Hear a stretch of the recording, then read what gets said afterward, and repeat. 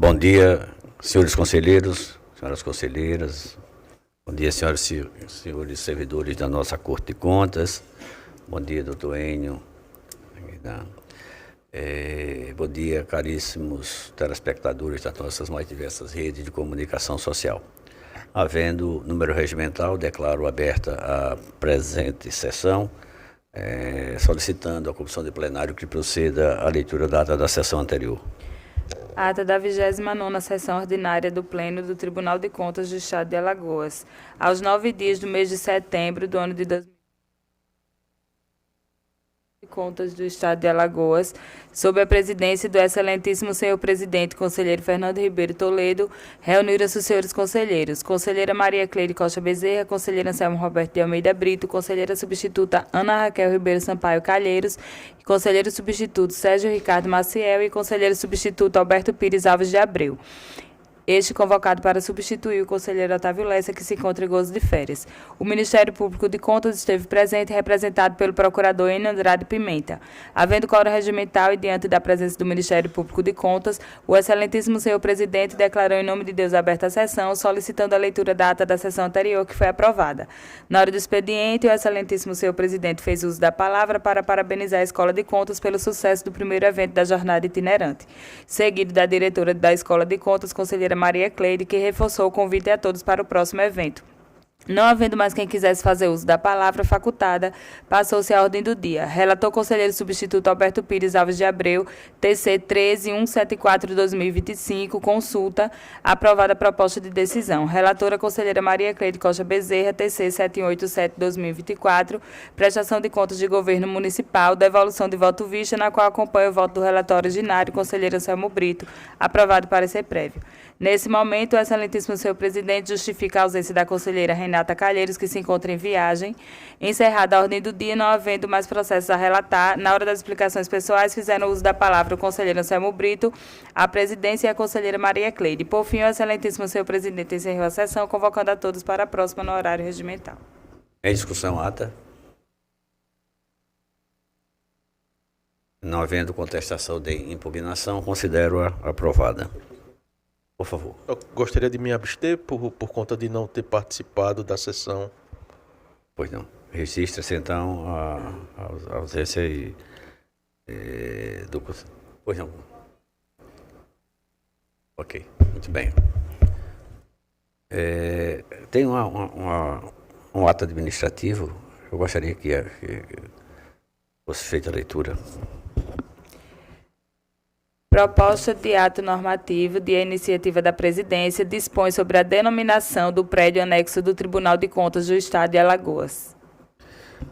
Bom, isso aqui eu quero só o referendo, que é um ato administrativo, mas como nós estamos na iminência de fazer uma inauguração do prédio, vinculado com as festividades do nosso aniversário, então nós vamos fazer...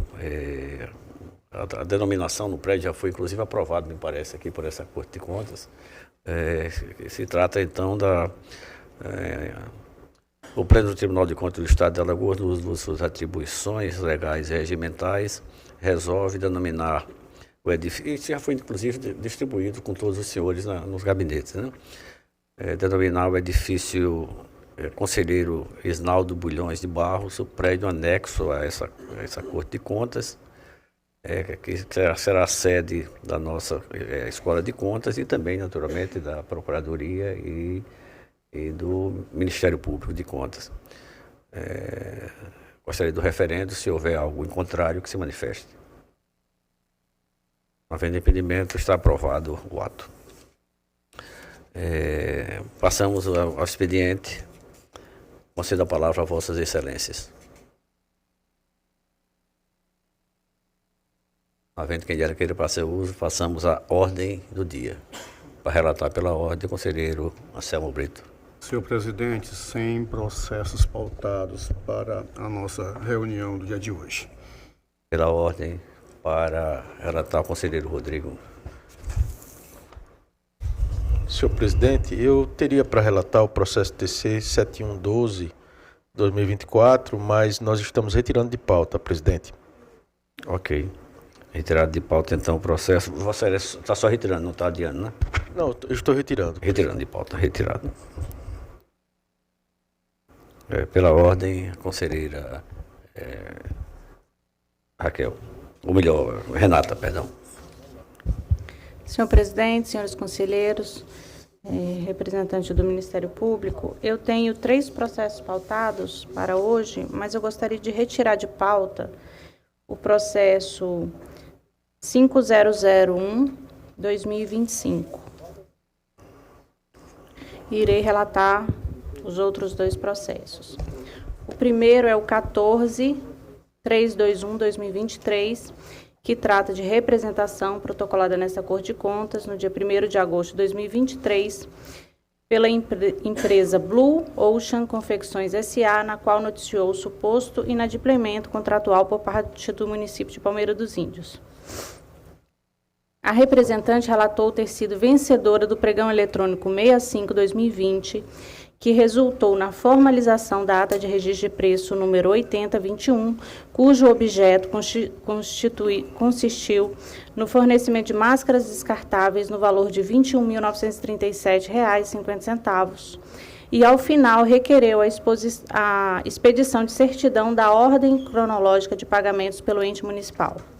O Ministério Público de Contas, por meio do parecer número 4582/2023, da lavra do procurador Rafael Rodrigues de Alcântara, manifestou-se pela admissibilidade da representação e citação do gestor. É o relatório, senhor presidente. O Ministério Público, por favor. Senhor presidente, senhora conselheira relatora, conforme já trazido em relatório, o parecer do Ministério Público é zerado nos autos, parecer 4582/2023, onde a Procuradoria responsável entendeu estarem presentes os requisitos de admissibilidade. Em razão disso, pediu o prosseguimento do feito e a análise do pedido de... Não houve cautelar. Pediu a devida instrução processual ao juiz positivo de admissibilidade, que após a instrução os autos retornassem ao Ministério Público para sua manifestação final de mérito. A relatora, por favor. Sigo a análise. Após verificação, constata-se que os autos tratam de matéria de interesse exclusivamente privado, não inserida na competência dessa Corte.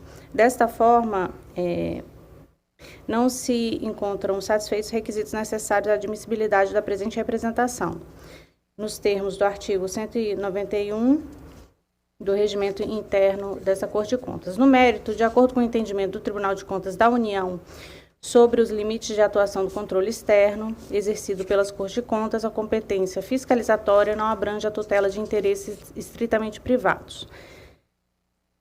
Importa destacar que, embora a representante não tenha apontado o descumprimento da ordem cronológica de pagamentos, requereu a emissão de certidões relativas a essa ordem, sem informar se tais dados já estavam disponíveis no sítio eletrônico do município, que impõe a divulgação mensal da ordem cronológica de pagamentos, acompanhada das justificativas para eventuais alterações.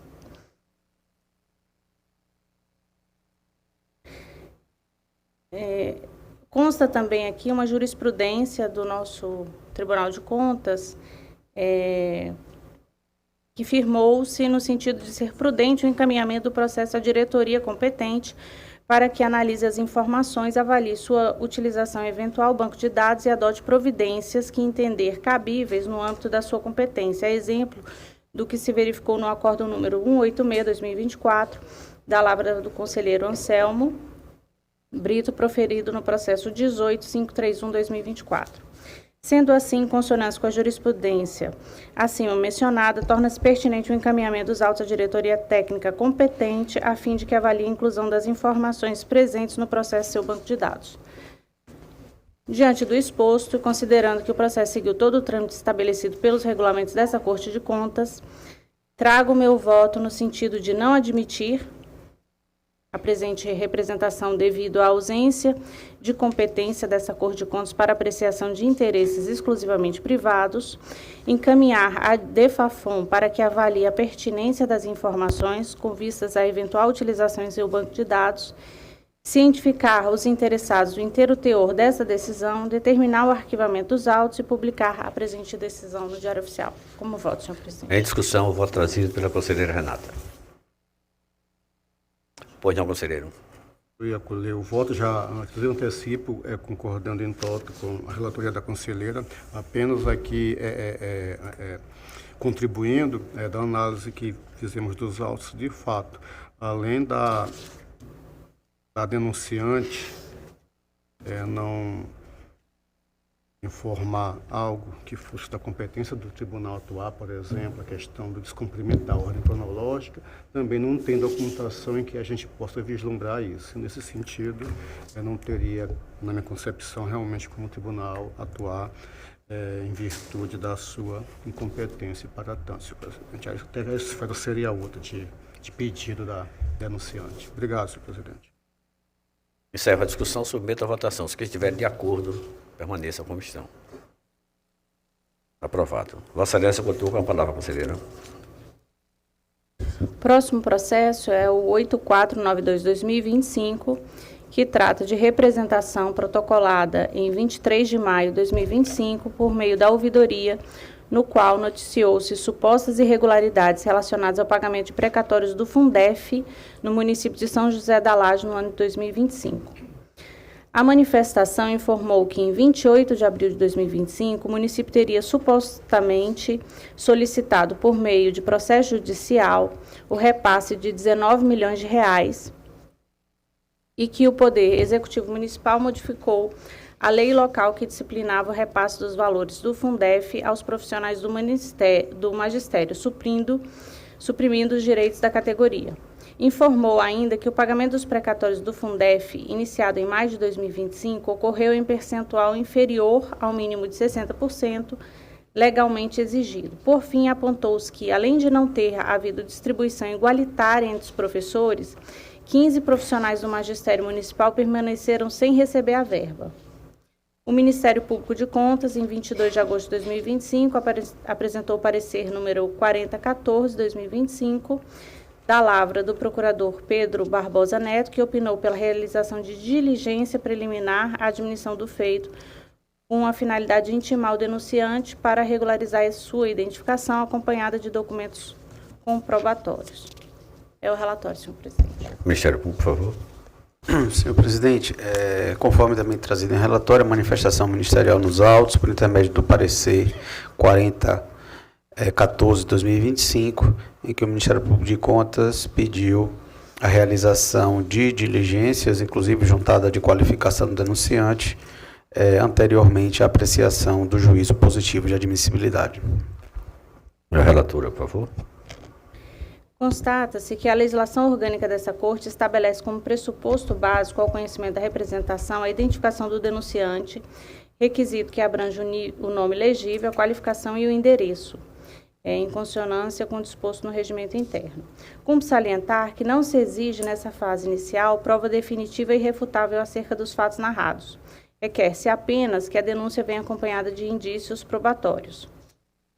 No caso em análise, foram juntados apenas a cópia de autorização da expedição do alvará referente ao precatório, o comprovante da emissão do precatório ao CNPJ vinculado à Prefeitura, no valor de R$ 21.581.728, e o projeto de lei número 242, de iniciativa da Prefeita, que propõe alterações nos valores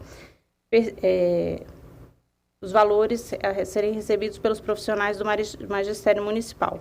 Embora tais documentos demonstrem a incorporação dos recursos oriundos do precatório do Fundef ao município, os elementos apresentados mostram-se insuficientes para evidenciar, ainda que de maneira inicial, as supostas irregularidades apontadas. Quanto à alegação de que 15 servidores da Rede Municipal de Educação permaneceram sem receber a verba, não foram indicados os nomes desses profissionais, nem apresentados fatos que demonstrem o pagamento a outros integrantes da categoria. Nesse sentido, a jurisprudência dessa Casa afirmou o entendimento de não admitir como representação denúncia anônima desacompanhada de indícios mínimos de materialidade. Todavia, ainda que ausentes os requisitos formais para admissibilidade por este Tribunal de Contas, o entendimento tem se pacificado no sentido de reconhecer a competência concorrente dos Tribunais de Contas dos Estados e da União para julgar processos envolvendo recursos federais relacionados ao Fundef, conforme consignado no Acórdão 19/2024, proferido também pelo conselheiro Anselmo de Almeida Brito, é o processo 2695/2016,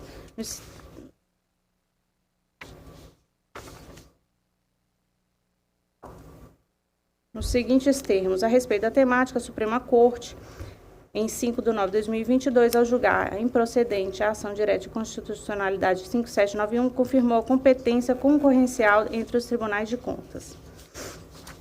Assim, diante da ausência dos requisitos formais indispensáveis, não se encontram satisfeitos os pressupostos necessários para o conhecimento desta representação. Diante do exposto, e considerando que o processo seguiu todo o trâmite estabelecido pelos regulamentos dessa Corte de Contas, trago o meu voto no sentido de não admitir a presente representação, encaminhar cópia integral dos autos ao Tribunal de Contas da União em razão da competência concorrente para apreciar a matéria, conforme disposto na ação direta de constitucionalidade número 5.791, cientificar os interessados, determinar o arquivamento e publicar a presente decisão. É como voto, senhor presidente. Em discussão, o voto trazido pela conselheira Renata. Pois não, conselheiro. Para reiterar, evidentemente que não é esse o caso, mas que o eventual anonimato ele não é motivo suficiente para que o tribunal não acolha as denúncias. Mas no caso como relatado, de fato, as informações mínimas necessárias elas não se mostraram presentes para que o tribunal pudesse atuar, e dessa forma eu não teria como apresentar entendimento contrário da relatora, senhor presidente. Ainda em discussão? Encerra a discussão, submeta a votação. Os que estiverem de acordo, permaneça a comissão. Aprovado. Vossa Excelência, continua com a palavra, conselheira. Senhor presidente, encerro minha pauta para hoje. Retomando a ordem cronológica para relatar a conselheira Rosa. Senhor presidente, não seria o conselheiro Anselmo? Está com Então, ele já. Eu estou com apenas um processo pautado, mas nós detectamos uma inconsistência e estamos adiando para a próxima sessão. Adiado, então. Adiado. Ok, conselheira. Só seria esse processo, então, né, Vossa Excelência? Sim. Ok, tá bom. Pela ordem, então, para relatar, a conselheira Maria Cleide está entrando no processo, eu já consigo. Hoje não, conselheiro. Então, para relatar pela ordem, o conselheiro Alberto, que substitui o conselheiro Otávio. Senhor presidente, senhores e senhoras conselheiras, meu Ministério Público, todos que nos assistem, passo a relatar o processo de número 7688 de 2013.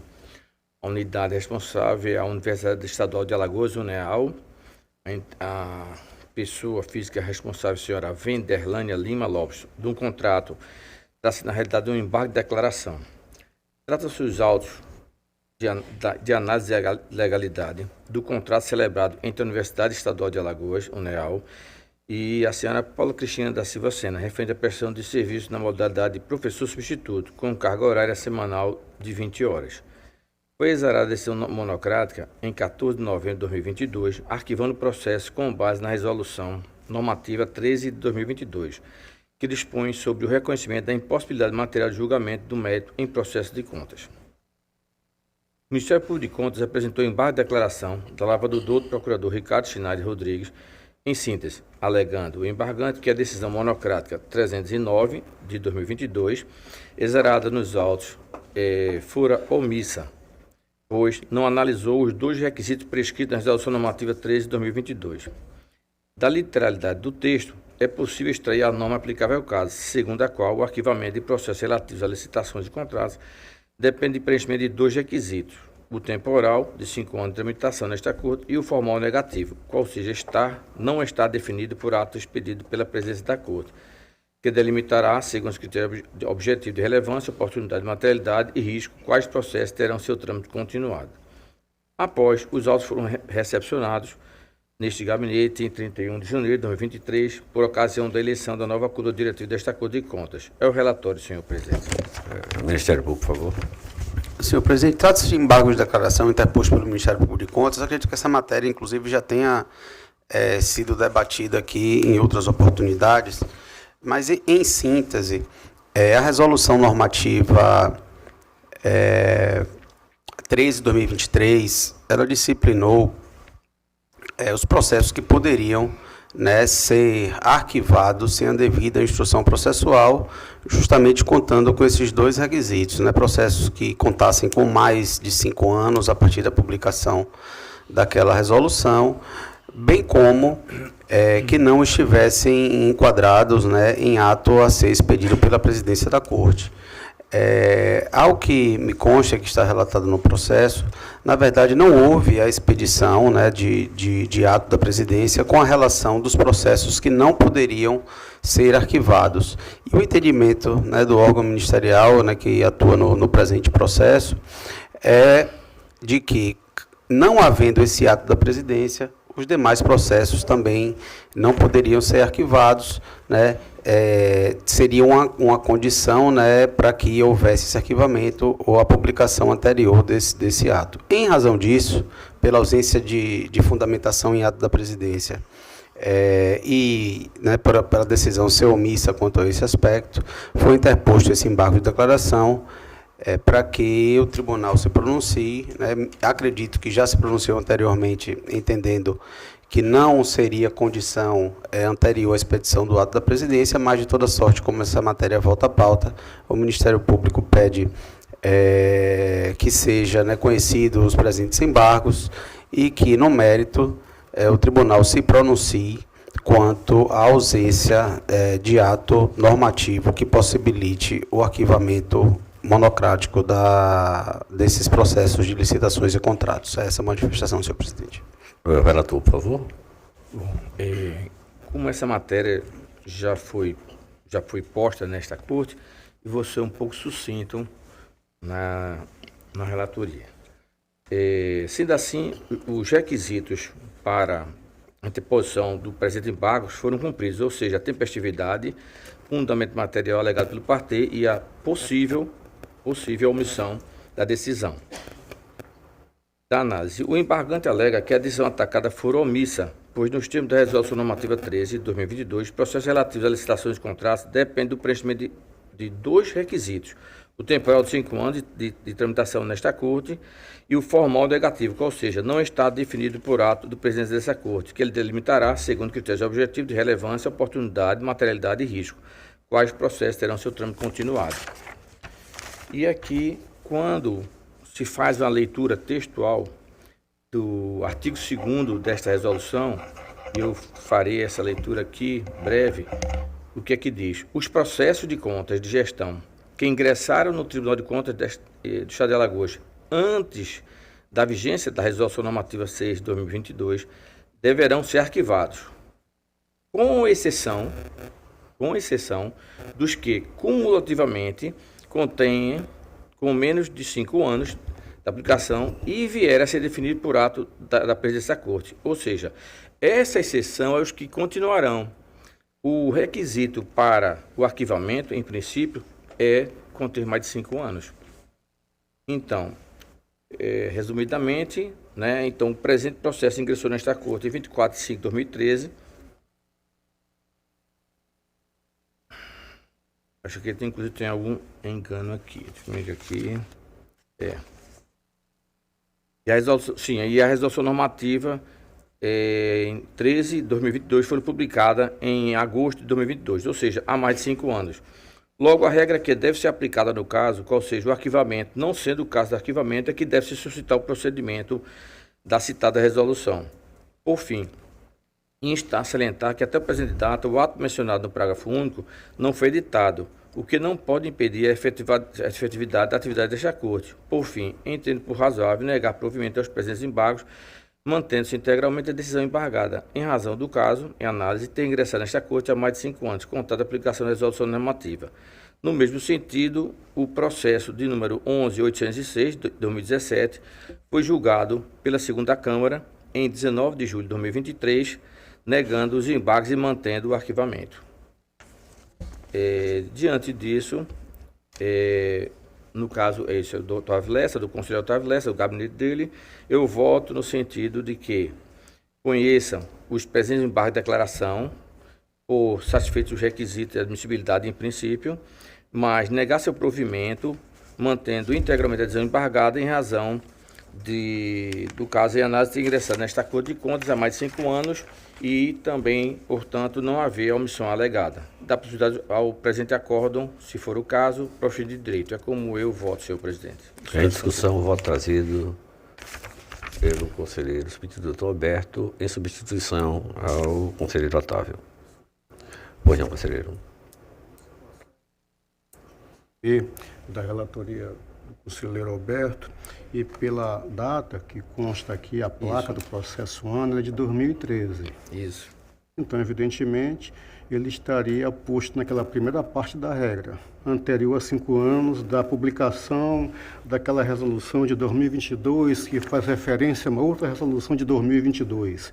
Eu acho que é 13.6, se não me falar a memória. Agora, a segunda parte, que não é o caso do conselheiro Alberto, o tribunal tem decisão no processo 14778 de 2017, ou desculpe, deixa eu... Mas eu vou citar aqui os dois, que pode ser que seja apenas uma repetição, se não for, fique registrado que um dos dois é o correto. Processo 14778 de 2017 ou processo 5868 de 2017, em que a segunda parte, para processos entrados com menos de 5 anos, sim, seria necessário o ato presidencial com a indicação de que processos poderiam, em sentido contrário, ou não poderiam ser arquivados. Nesse aspecto, sim. 5 anos é a primeira parte. E pós 5 anos, a necessidade, como lá está escrito. Inclusive, o tribunal pleno deliberou sobre isso, aprovando esse entendimento. Mas o tribunal ele pode vir a entender novamente de outra forma, mas é o que está consignado. E, em função disso, eu acompanho o relator, tendo em vista que o processo aqui não se encaixa naquela segunda etapa, mas na primeira, da entrada no tribunal antes de 5 anos de ambas as resoluções, para ficar melhor compreensível no audiovisual. Obrigado, senhor presidente. Continua em discussão. Encerra a discussão, submeta à votação. Os conselheiros que estiverem de acordo permaneçam como estão. Aprovado. Vossa Excelência, continua com a palavra. Senhor presidente, passa a relatar agora o processo de número 8.592 de 2023. A unidade responsável é a Prefeitura Municipal de Dois Riachos. O responsável é o senhor Ramon Camilo Silva, o então prefeito. Trata-se de um recurso de reexame.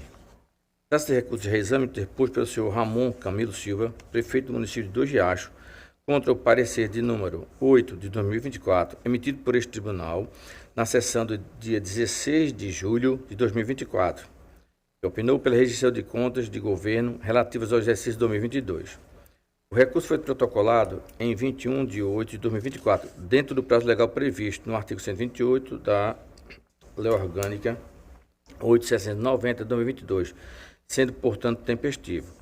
O gestor alegou, em síntese, que apresentou relatórios retificados do balanço orçamentário, financeiro e patrimonial. 2. Que o percentual de crédito suplementar não teria ultrapassado o limite legal de 40%, situando-se em 39,85%. E as falhas na transmissão de informações em CIOP e CIOPs e nos relatórios de transparência foram sanadas. E, por último, que as inconsistências relativas ao Fundeb decorreram de equívocos formais e não de má-fé. A Diretoria de Fiscalização da Administração Financeira Orçamentária Municipal, DEFAFON, em relatório técnico 6 de março de 2025, analisou as documentações apresentadas pelo gestor e concluiu pela regularidade com ressalvas das contas. O Ministério Público de Contas, em parecer de número 3421 de 2025, manifestou-se pela admissibilidade do recurso, mas pelo seu não provimento, destacando a persistência das irregularidades graves, especialmente contra o Fundeb e créditos suplementares. É o relator, senhor presidente. Ministério Público, por favor. Senhor presidente, conforme trazido em relatório, o parecer exarado nos autos, parecer 3421/2025, que o Ministério Público entendeu estarem presentes os requisitos de admissibilidade do presente recurso, e opinou pelo conhecimento e mais que no mérito entendeu pelo não provimento do recurso, tendo em vista que, além das ressalvas apresentadas, houve também a manutenção do posicionamento da permanência das razões que fundamentaram o parecer prévio dessa Corte, no sentido de rejeitar as contas, razão pela qual o Ministério Público também reitera o posicionamento exarado no parecer anterior e pedindo a manutenção do parecer prévio pela rejeição das contas da municipalidade. O relator, por favor. Como o Ministério Público já adiantou, né, o recurso preencheu seus requisitos de admissibilidade, como cabimento, legitimidade e tempestividade, e passa então ao mérito. No mérito, entretanto, as razões apresentadas pelo gestor não afastaram as irregularidades que fundamentaram a rejeição das contas. Conforme disposto no artigo 28 da Lei 14.113 de 2020, Lei do Novo Fundeb, o ente federado que recebe complementação da União pela modalidade VAAT, ou seja, valor aluno ano total, deve destinar a proporção pelo menos de 50% desses recursos exclusivamente para a educação infantil. A equipe técnica, ao avaliar os argumentos e documentos juntados pelo recorrente, opinou pela emissão de novo parecer prévio pela regularidade com ressalvas das contas. O relatório considerou o sanado um dos achados que fundamentaram o parecer prévio emitido pela rejeição das contas, qual seja o descumprimento do limite mínimo referente aos recursos do Fundeb, ente que não executou os valores mínimos de educação infantil, 50%, e executou 30,42% dos recursos do VAAT. No entanto, a própria unidade técnica reconhece que as informações e documentos apresentados pelo responsável em sede de recurso não são suficientes para que fosse possível realizar a validação dos dados, ou seja, apenas uma alegação, não tinha uma comprovação documental. Considerando que somente fora apresentado novo demonstrativo com alteração de valores, mas sem que fosse acompanhado de documentos ou informações que pudessem corroborar os novos valores apresentados. No caso concreto, a defesa apresentou novos demonstrativos contábeis retificados, mas sem lastro documental, capaz de conferir segurança jurídica aos valores alterados. Importa frisar que a irregularidade não se resume a um mero equívoco formal, mas traduz descumprimento direto de obrigação legal vinculada, afetando a política pública de educação infantil no município. Assim, a insuficiência de aplicação dos recursos do Fundeb no segmento da educação infantil compromete a efetividade da política pública e garantia do direito fundamental à educação. Artigo 6º e 208 da Constituição Federal de 88, considerando falha grave e insanável no exercício de 2022. Além disso, a ausência de justificativas formais e documentos comprobatórios que fundamentem tais alterações compromete a confiabilidade das informações apresentadas e sugere questionamentos quanto à credibilidade dos demonstrativos contábeis do ente.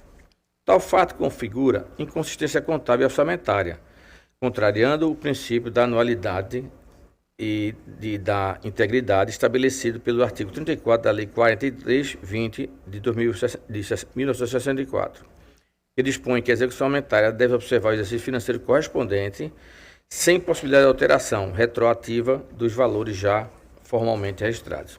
Adicionalmente, as alterações detectadas e a ausência de documentação comprobatória violam os princípios da fidedignidade e evidenciação contábil, preconizado no Manual de Contabilidade aplicado ao Setor Público, o chamado MCASP, nona edição, e na Norma Brasileira de Contabilidade aplicada ao Setor Público, NBC-TSP, Estrutura Conceitual.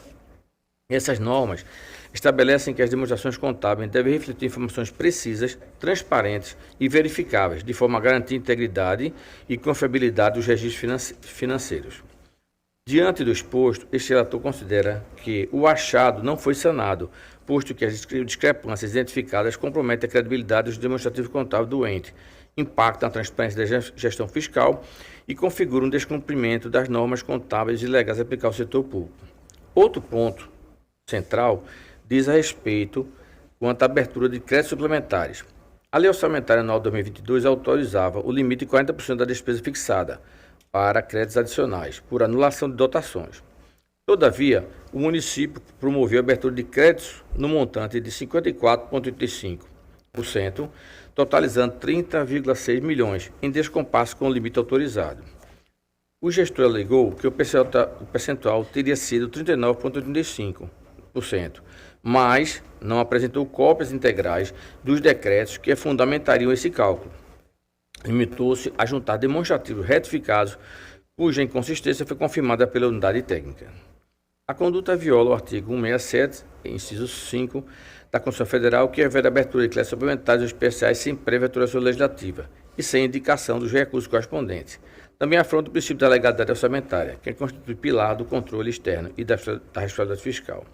Portanto, a extrapolação verificada compromete a credibilidade do processo orçamentário, retira do Poder Legislativo a prerrogativa constitucional de autorizar gastos e fragiliza a transparência fiscal. Trata-se de falha material não sanada pelo recurso, razão pela qual deve ser mantido como fundamento da rejeição das contas.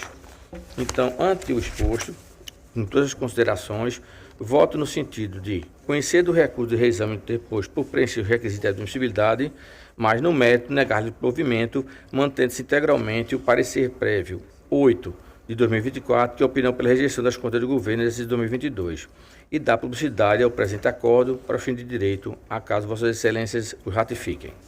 É como eu voto, senhor presidente. Em discussão, o voto trazido pelo doutor Alberto.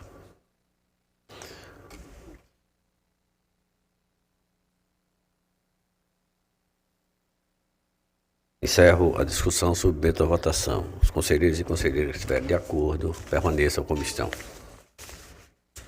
Aprovado. Vossa Excelência, continua com a palavra. Senhor presidente, assim encerra a minha pauta por hoje. Obrigado. Pela ordem, para relatar, a conselheira substituta, doutora Ana Raquel. Sem pauta para a sessão de hoje, senhor presidente. Para relatar pela ordem, doutor Sérgio. Senhor presidente, senhores conselheiros, senhoras conselheiras, tenho a relatar o processo TC 34.013.070/2024. Trata-se de representação. Bem, tratam os autos de representação com pedido de medida cautelar autuado nesta Corte em 1º de agosto de 2024, formulado pela empresa Teltex Tecnologia S.A., acerca de supostas irregularidades ocorridas no pregão eletrônico número 008/2024, promovido pelo Tribunal de Justiça do Estado de Alagoas, que teve por objeto a contratação de serviços de locação por demanda, incluindo instalação, manutenção preventiva e corretiva de sistema de segurança contendo câmeras internas e externas, centro operacional e demais equipamentos e softwares com todos os acessórios necessários e treinamento para pleno funcionamento e uso da solução por parte do Poder Judiciário de Alagoas. O valor estimado da contratação era de cerca de R$ 8.418.000. Bem, em 6 de agosto de 2024, os autos foram encaminhados ao Ministério Público de Contas do Estado de Alagoas, que se manifestou por meio do despacho 294/2024, pugnando pelo diferimento da análise tanto da medida cautelar quanto da inadmissibilidade da demanda para momento posterior à apresentação de manifestação preliminar por parte do jurisdicionado, retornando ao gabinete deste relator em 19 de setembro de 2024. Em 29 de abril de 2025, portanto, no ano seguinte, foi exarado o despacho de número 198/2025, determinando a instrução dos autos pela Diretoria de Fiscalização e Administração Financeira e Orçamentária Estadual com a finalidade de subsidiar o juízo de admissibilidade e processamento da representação nesta Corte de Contas. Em 7 de julho de 2025, a DEFAFOI, a diretoria técnica, ela se manifestou por meio de relatório número 7/2025, registrando que a denúncia ela atende aos pressupostos de admissibilidade elencados no artigo 102 da Lei Orgânica e conclui pela necessidade também de realização de diligências ao Tribunal de Justiça do Estado de Alagoas.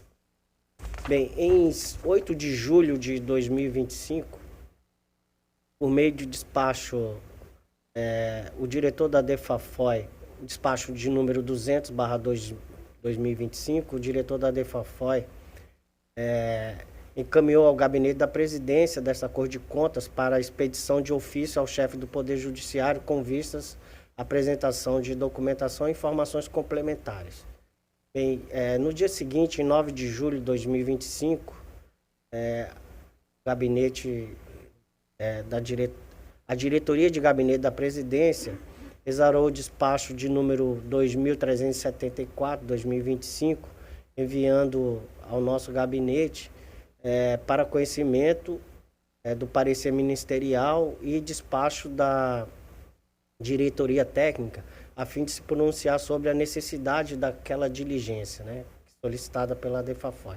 Bem, esse é o sucinto relatório, senhor presidente. Senhor presidente, conforme trazido em relatório, inicialmente o Ministério Público de Contas se manifestou pela necessidade de realização de diligências, em especial quanto à oitiva do jurisdicionado, a fim de prestar esclarecimentos acerca dos fatos, né, trazidos pelo denunciante.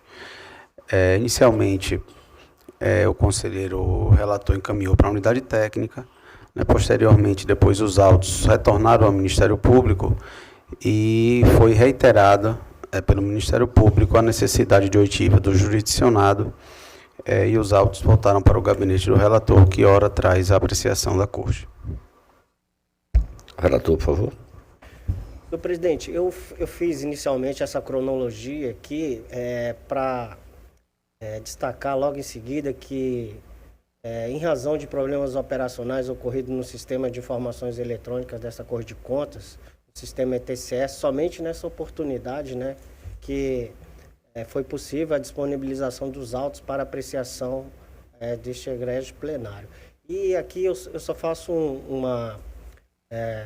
esse destaque porque a gente, embora o processo tenha sido tramitado para o nosso gabinete, a gente não conseguia acesso àqueles autos, aquelas informações. E, diante disso, a gente encaminhou alguns ofícios à Diretoria de Tecnologia da Informação, mas só posteriormente a gente conseguiu uma solução para isso aí. Então, esse acesso aos autos a gente só conseguiu no ano seguinte, quer dizer, nesse ano de 2025, por isso que praticamente não, depois de um ano a gente está trazendo isso aqui para conhecimento e apreciação deste Tribunal de Contas.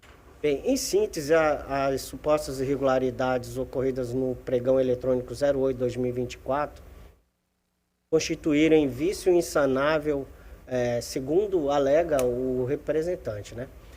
Vício insanável na pesquisa de mercado, não atendimento às exigências do edital pela empresa vencedora e falta de isonomia, supressão do edital sem reabertura de prazo, restrição à competitividade e falta de transparência, bem como alteração do edital.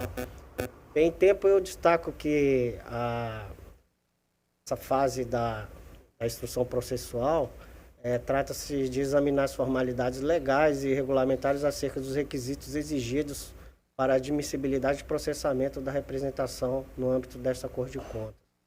Bem, acerca dos aspectos legais e regulamentares, eu verifico que a representação ela foi formalizada por escrito, está em linguagem clara e objetiva, estão presentes a qualificação, endereço e documentos de identificação do representante. Trata-se sujeito à jurisdição deste Tribunal de Contas do Estado.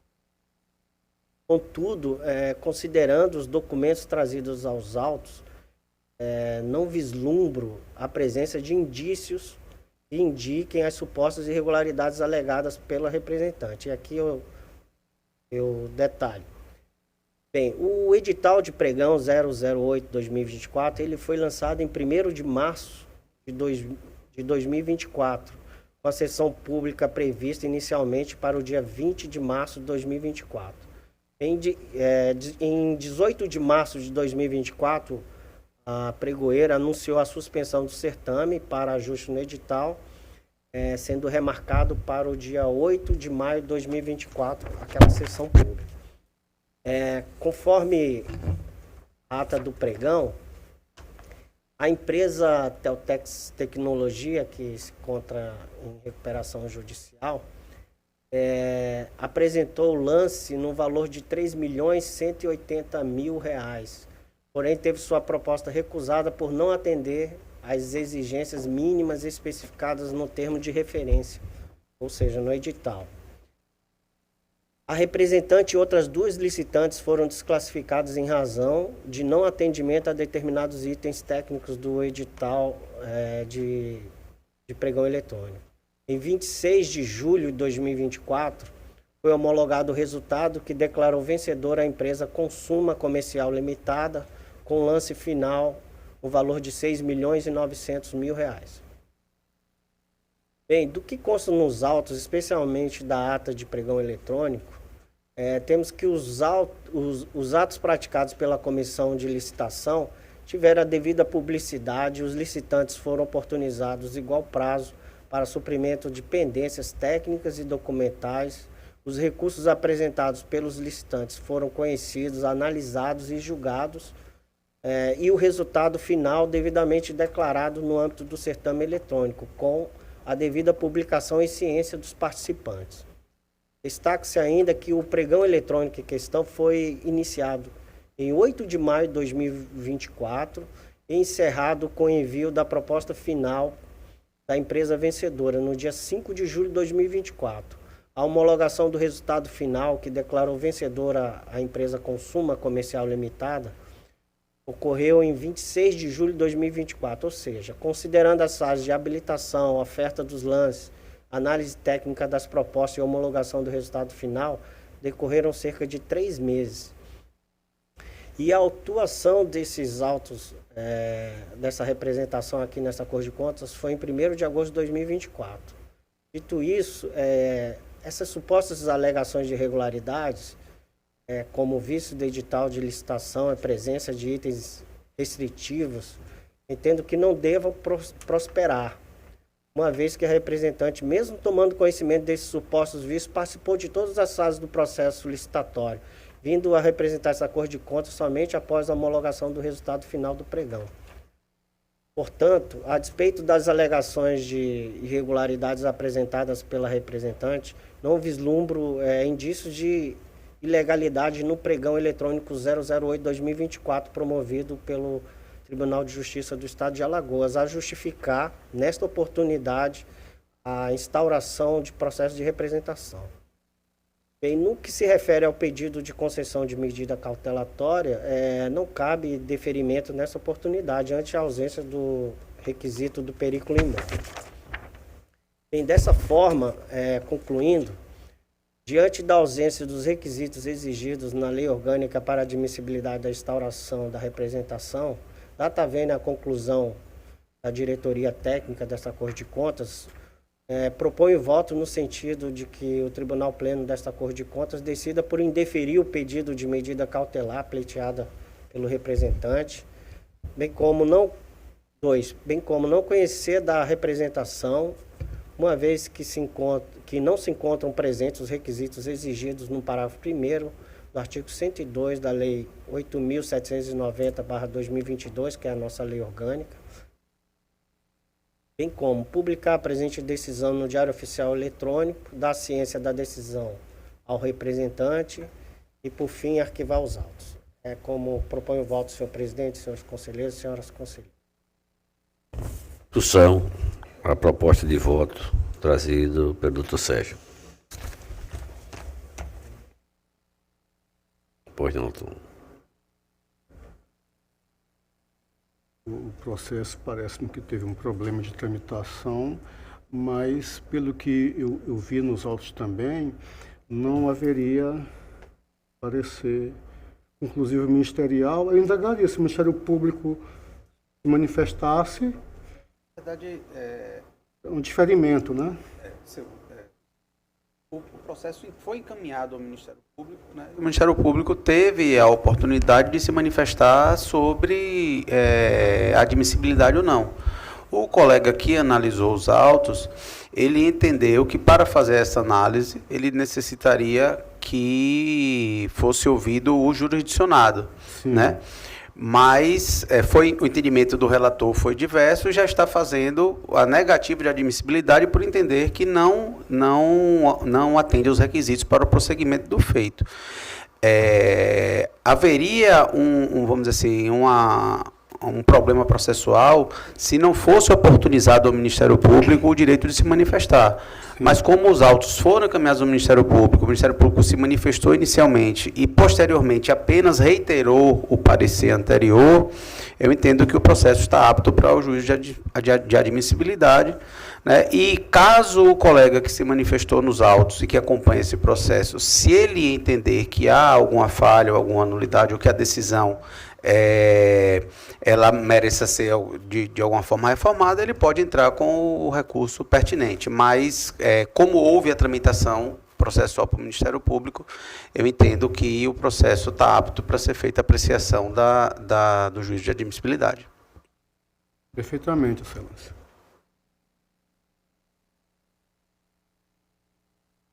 Continua em discussão? Encerro a discussão, submeto à votação. Os conselheiros e conselheiras que estiverem de acordo permaneçam como estão.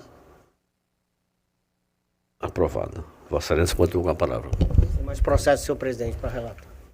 Não havendo mais processo relatado, acho que está exaurido, todos já se manifestaram. Passamos às explicações pessoais. Eu concedo a palavra a Vossas Excelências. Hoje é a conselheira. Só gostaria de informar Vossas Excelências que amanhã estaremos dando continuidade à nossa jornada, né, através da Escola de Contas. Amanhã será no município de Arapiraca. Então, estão todos só reforçando o convite a Vossas Excelências, que amanhã estaremos em Arapiraca com a nossa terceira jornada itinerante. É isso, presidente.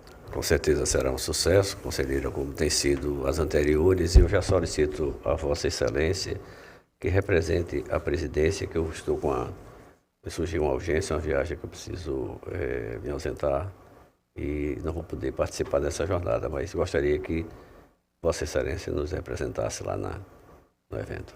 Ok, presidente. Continua facultada a palavra. Não havendo que ela queira fazer uso, encerro a presente sessão, convocando os senhores conselheiros, as senhoras conselheiras, do outro Ministério Público para a próxima sessão em horário regimental e desejando a todos uma boa semana de trabalho.